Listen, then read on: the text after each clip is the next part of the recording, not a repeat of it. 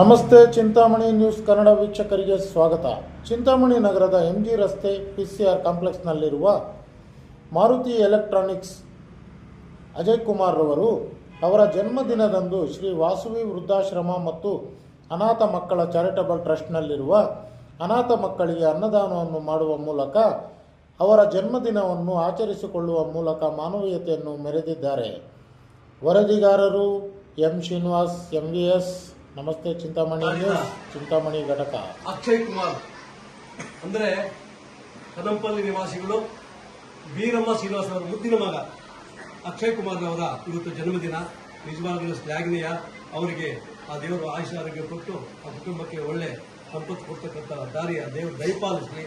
ಇದೇ ರೀತಿ ಅನ್ನದಾನ ಮಾಡ್ತಕ್ಕಂಥ ಕೆಲಸಗಳಿಗೆ ಕೈ ಹಾಕಲಿ ಅಂತ ಹೇಳ್ತಾ, ಮತ್ತೆ ಈ ಒಂದು ಆಶ್ರಮಕ್ಕೆ ಗುರುತಿಸಿ ಇವತ್ತು ಅನುದಾನ ಮಾಡ್ತಾ ಇದ್ದಾರೆ. ಅವರಿಗೆ ಶುಭವನ್ನು ಆಲೋಚನೆಗೆ ಎಲ್ಲರೂ ಜೋರಾಗಿ ಅವರ ಒಂದು ಜನ್ಮದಿನವನ್ನು ಆಚರಣೆ ಮಾಡೋಣ. 1, 2, 3.